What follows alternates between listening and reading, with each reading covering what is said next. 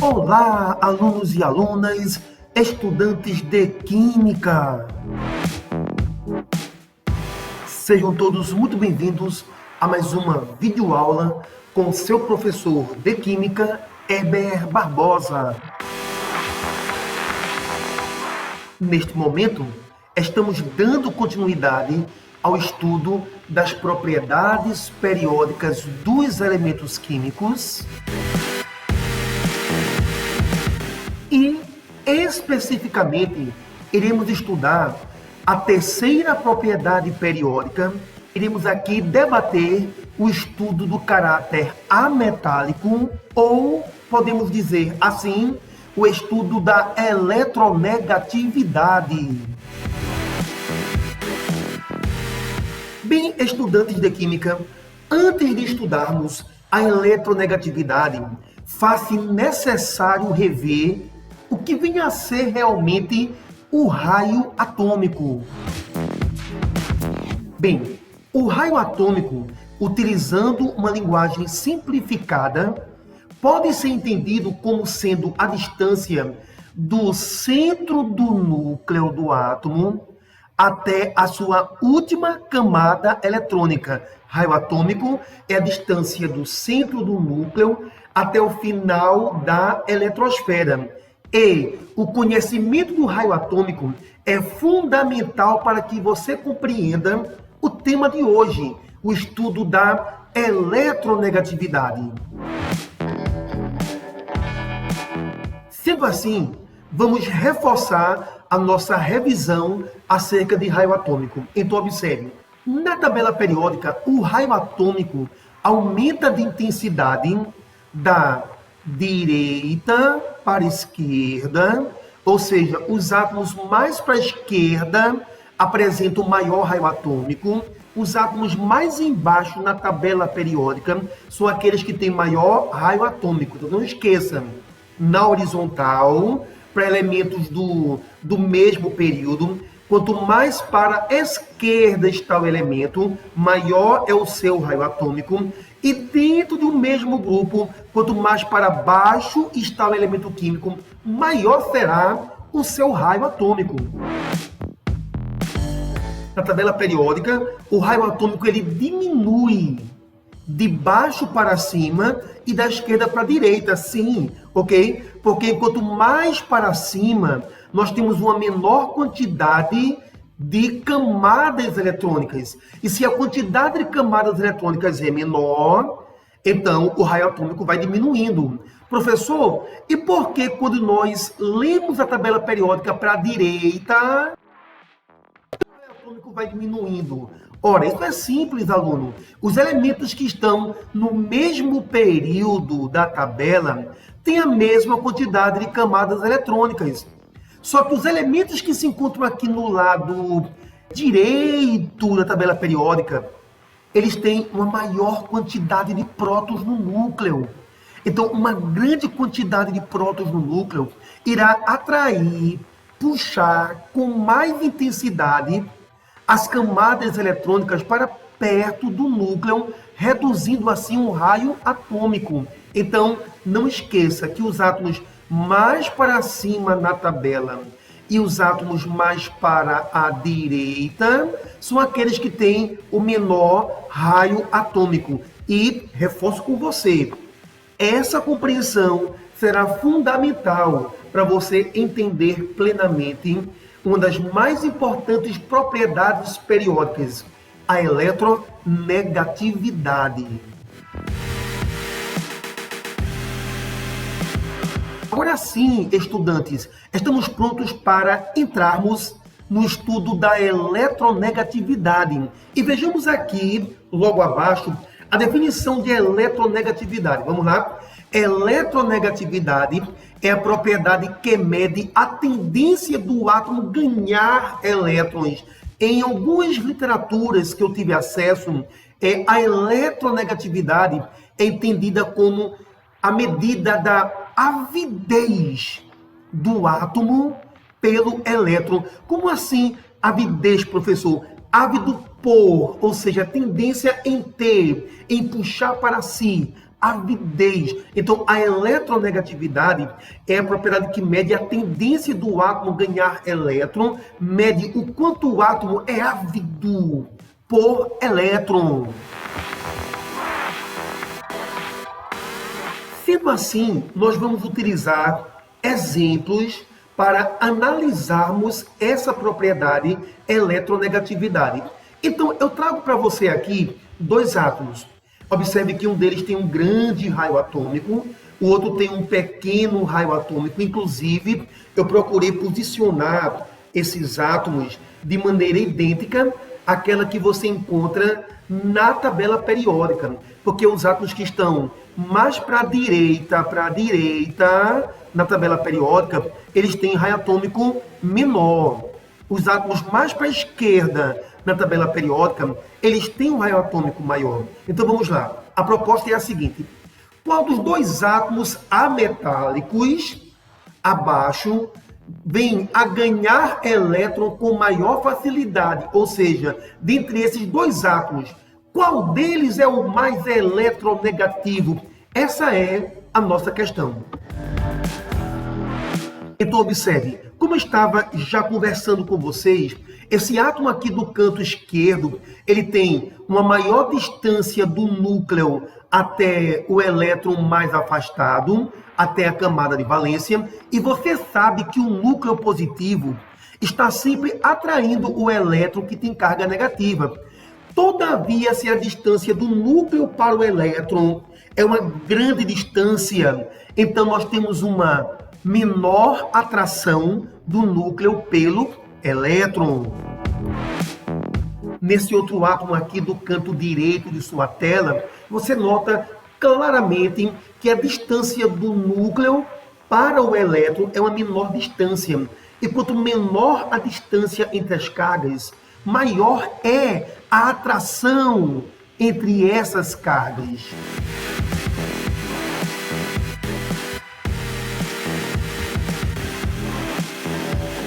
Sendo assim, vamos fazer aqui uma pequena analogia. Veja só. Considere um átomo metálico, ok? Então, esse átomo que surgiu aqui no canto superior de sua tela, vamos supor que ele seja um átomo metálico, e você já sabe que metal tem tendência de perder elétrons. Inclusive, não esqueça, tendência de perder elétrons é chamado caráter metálico, porque metal perde elétrons.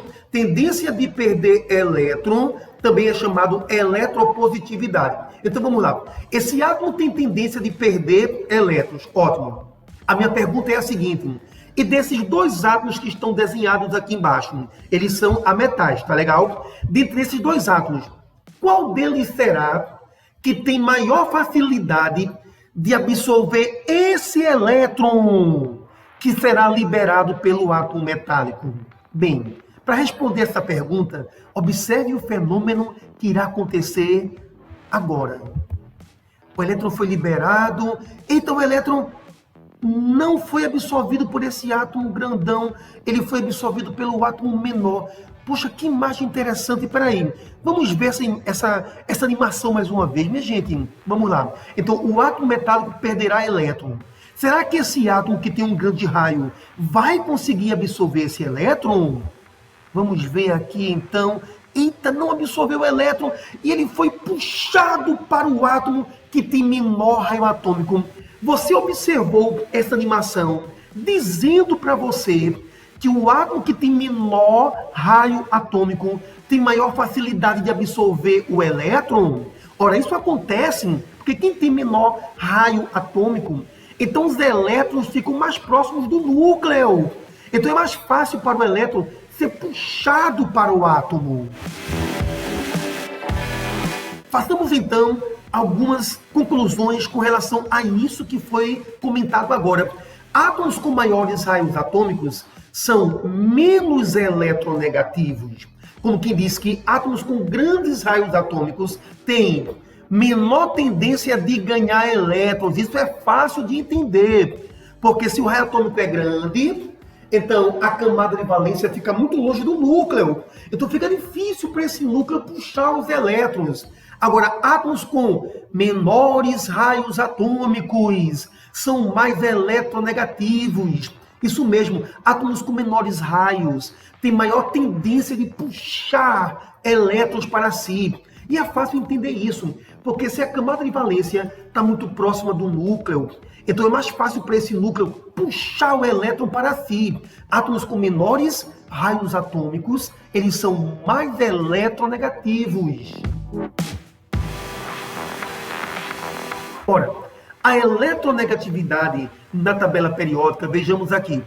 Na tabela periódica, os elementos com menores raios atômicos estão na parte superior direita. Isso aqui já foi um comentário feito anteriormente. Nós sabemos que os átomos que estão mais para cima e mais para a direita na tabela são os átomos menores. E nós vimos na tela anterior que os átomos menores, eles têm maior facilidade de puxar elétrons. Então é lógico isso que está escrito aqui diante de você. Na tabela periódica, os elementos mais eletronegativos estão na parte superior direita da tabela. Então, os elementos da parte superior direita da tabela periódica, que são os ametais, são os átomos com maior facilidade de absorver elétron. Então, façamos aqui um reforço acerca das conclusões relacionadas ao estudo da eletronegatividade.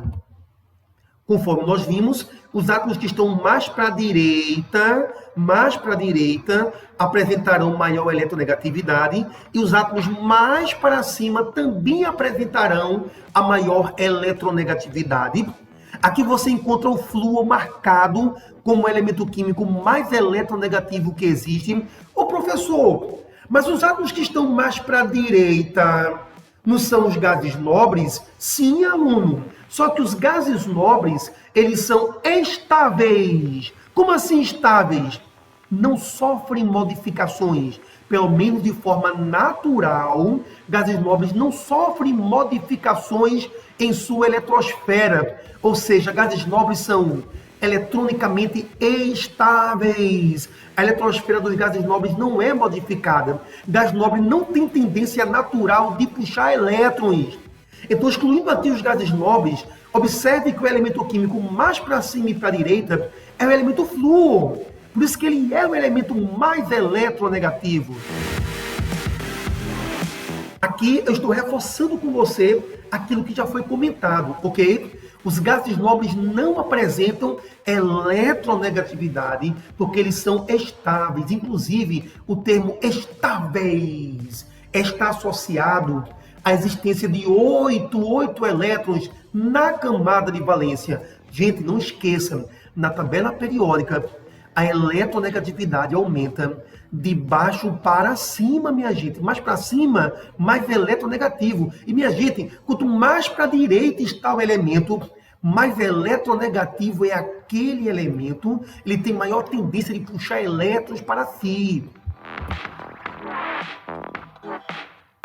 Então, vejamos aqui quais são os elementos mais eletronegativos na tabela periódica.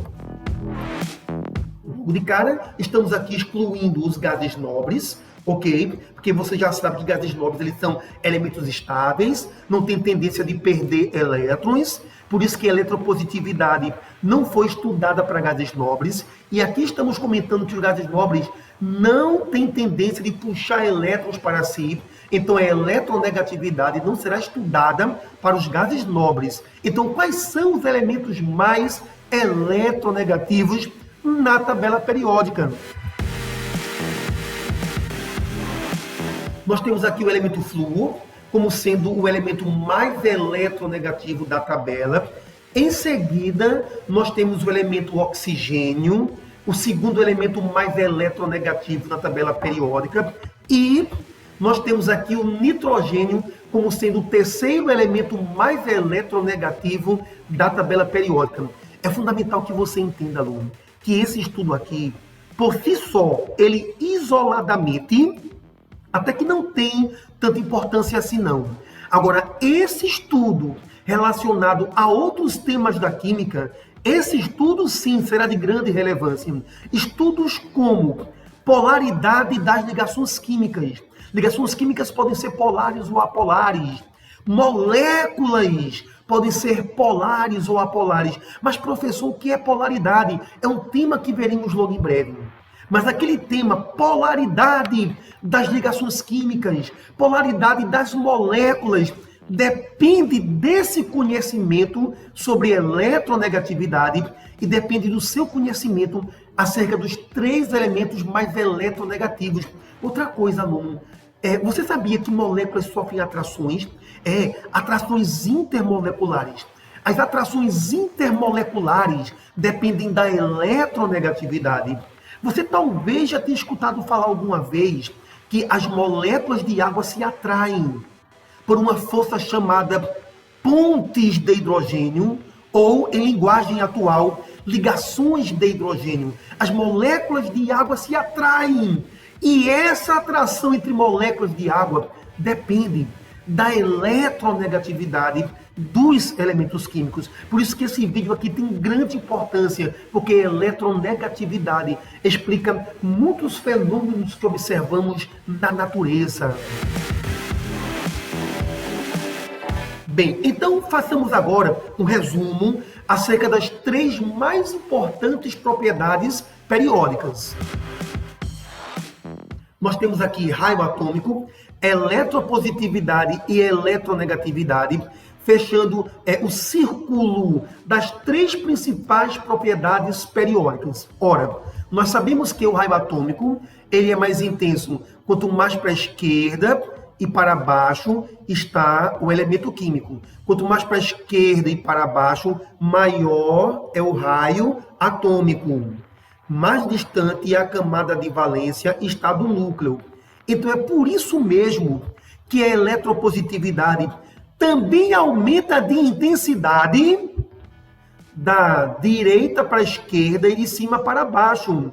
Porque, gente, quem está mais para a esquerda e para baixo tem um raio atômico maior. Então o elétron está muito longe do núcleo. Esse elétron sai com facilidade e o átomo é mais eletropositivo. Outra coisa, nós sabemos que quanto mais para cima e para a direita está o elemento, então nós temos que menor é o raio atômico. E se menor é o raio atômico, aumenta a intensidade da eletronegatividade. Átomos mais para cima e para a direita são átomos menores, então o elétron está muito perto do núcleo, então esse núcleo puxa o elétron com facilidade. Aluno, estando no seu lugar, eu, como estudante, eu daria uma pausa no vídeo para anotar esse resumo em meu caderno, porque essa aula em forma de vídeo não faz sentido se você não pausa para gerar conclusões anotadas em seu caderno de estudos. Agora, nós vamos fazer aqui um resumo acerca dos elementos representativos e de que maneira a eletropositividade e a eletronegatividade é encarada, é estudada dentro dos elementos representativos. Então, nós encontramos aqui os grupos 1, 2, 13, 14, 15, 16, 17, 18, como sendo os grupos dos elementos representativos, ok? Onde no grupo 1 nós temos lítio, sódio, potássio, rubídio, césio, frâncio. No grupo 2 nós encontramos berílio, magnésio, cálcio, estrôncio, bário e rádio. Nós temos aqui no grupo 13 o boro, alumínio, o galho, o índio. Nós temos o tálio também, ok? Nós temos aqui carbono, silício, germânio, estânio, chumbo. Professor, e esses elementos que ficam mais abaixo, daqui a pouco vão aparecer no vídeo, porque são elementos mais recentes. Eu estou aqui destacando os elementos mais antigos, mais conhecidos, mais tradicionais por enquanto, ok? Então, no grupo 15 temos nitrogênio, fósforo, arsênio, antimônio, bismuto. Importante que você não esqueça do grupo 14, viu? Carbono, silício, germânio, estânio, chumbo. É importante conhecê-los. O grupo 15 é importante que você conheça todos os elementos, os símbolos e os nomes dos elementos do grupo 15. O grupo 16 é fundamental. Oxigênio, enxofre, selênio, telúrio, polônio. O grupo 17, flúor, cloro, bromo, iodo, astato. Também é importante que você conheça todos os gases nobres, hélio, neônio, argônio, criptônio, xenônio, radônio, todos são fundamentais. E lembrando que nós temos esses mais recentes elementos químicos, elementos descobertos assim de 1999 para cá, ok? São elementos que têm cerca de uns 22 anos em média de descobertos, considerando que esse vídeo está sendo gravado em 2021, os elementos mais recentes, porque inclusive um importante elemento recém-descoberto, né, o organessônio, OG, organessônio, um gás nobre, importante conhecê-lo. Bem, então aqui nós temos os elementos representativos. É fundamental que você conheça todos esses grupos, símbolos e nomes. E é bom lembrar também que antigamente esses grupos foram denominados grupos A. 1A, 2A, 3A, 4A, 5A, 6A, 7A e 8A. Professor, e por que essa linguagem antiga alguns professores ainda usam? Porque esse número aqui, 1A, 2A, 3A, indica a quantidade de elétrons da camada de valência. Ou seja, elementos do grupo 1A têm um elétron na camada de valência, que é a camada eletrônica mais distante do núcleo, 2A, 2 elétrons na camada de valência, 3A, 3 elétrons na camada de valência, 4 elétrons, 5 elétrons na camada de valência, 6A, 6 elétrons na camada de valência. Elementos do grupo 7A ou 17, 7A, 7 elétrons na camada de valência, 8A, 8 elétrons na camada de valência, exceto o hélio, que só tem 2. Mas isso não é ainda o ponto mais importante desta videoaula. Então, observe, aqui nós temos os gases nobres, que são elementos estáveis, já falamos sobre isso. Eles não perdem nem ganham elétrons, pelo menos de forma natural. Porque em laboratório, sobre condições de temperatura e pressão drásticas, já é possível fazer um gás nobre ter modificações na sua eletrosfera, mas naturalmente gases nobres não perdem nem ganham elétrons, então não tem eletropositividade, eletronegatividade. Nós temos aqui os ametais, ok? Começando com o boro, observe bem, boro é o primeiro ametal que nós temos aqui na tabela. Se você ler a tabela da esquerda para a direita, então o boro é o primeiro ametal. Depois temos 2, 3, 4, 5 ametais. É importante que você saiba marcar quais são os ametais. Observe bem essa escadinha bem regular aqui, ó, porque essa escadinha pode te ajudar a lembrar quais são os ametais. Tirando os ametais, os demais elementos são metais, ok? Lógico que o hidrogênio não é metal nem ametal, tá legal? Inclusive aqui está o hidrogênio, não é metal, não é ametal, não é gás nobre. Ele é apenas hidrogênio, não se encaixa perfeitamente em nenhum grupo da tabela periódica. Está escrito aqui no grupo 1A, mas hidrogênio não é um elemento que tem comportamento pleno do grupo 1 ou do grupo 1A, ok? O hidrogênio não tem comportamento de metal. Na verdade, né, o hidrogênio apresenta um comportamento, gente, muito próximo dos ametais. Isso mesmo. É tanto que algumas tabelas periódicas eu já encontrei na literatura científica colocando hidrogênio aqui no grupo 7A, no grupo dos halogênios, ok?